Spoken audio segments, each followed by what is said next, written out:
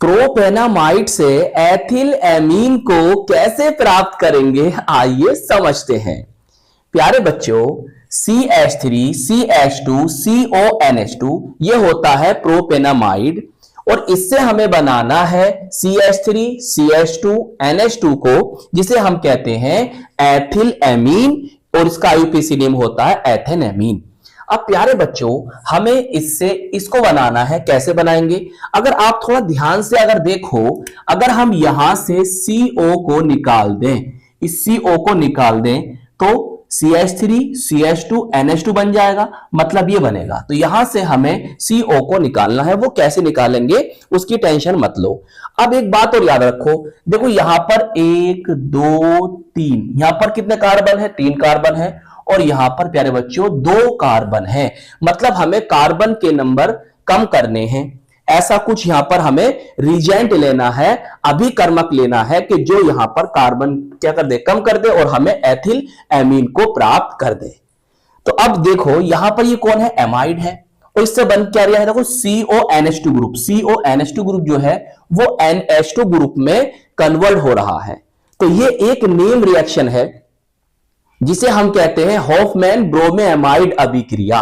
क्या कहते हैं? हॉफमैन ब्रोमेएमाइड अभिक्रिया, जिसे आप कह सकते हो हॉफमैन ब्रोमेएमाइड डिग्रेडेशन रिएक्शन, हॉफमैन ब्रोमेएमाइड निम्नीकरण अभिक्रिया भी आप बोल सकते हो। इसमें कार्बन की संख्या क्या होती है? कम हो जाती है। चलिए अब आपको समझाते हैं। क्या लेते हैं भाई? हॉफमैन ब्रोमेएमाइड अभिक्रिया में क्या होता है? अभिकर्मक रिजेंट। प्यारे बच्चों, हम लेते हैं यहां पर ब्रोमीन Br2 और पोटेशियम हाइड्रोक्साइड। सही। रिएक्शन कैसे होगी उसकी टेंशन बिल्कुल ना लें, बहुत ही आसान है। देखो भाई कितने? 2 हैं, 2 का डबल करो कितना होगा? 4 होगा। यहां पर आप 4 लगा दें। देखो 2 पोटेशियम यहां से लें और ये Br कितने? 2 हैं, तो यहां से 2kBr निकल गया। सही प्यारे बच्चों। देखो समझाने के लिए मैं आपको समझा रहा हूं। यहां पर प्यारे बच्चों 2k बचे हैं और यहां पर क्या बचा है? 4OH बचा है। उसे मैं ऐसे लिख लेता हूं ताकि समझ में आसानी से आ जाए।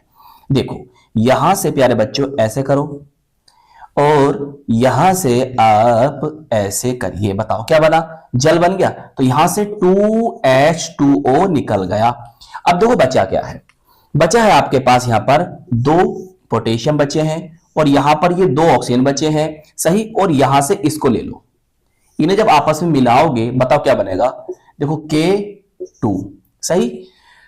कार्बन कार्बन, 1 ऑक्सीजन और 2 ये कितना हो? 3। तो पोटेशियम कार्बोनेट यहां से निकल जाएगी। सही है। समझाने के लिए मैंने ऐसा करा है, ये कोई क्रिया विधि नहीं है, बस आपको रिएक्शन याद रहेगी। अब प्यारे बच्चों बचा क्या है? देखो यहां से बचा ये है CH3, CH2 और बचा क्या? NH2। इसका नेम क्या है? एथिल एमीन है और इसका नेम क्या था? प्रोपेनामाइड। तो इसका नेम इसके नीचे लिख देना और इसका नेम इसके नीचे जरूर लिखना।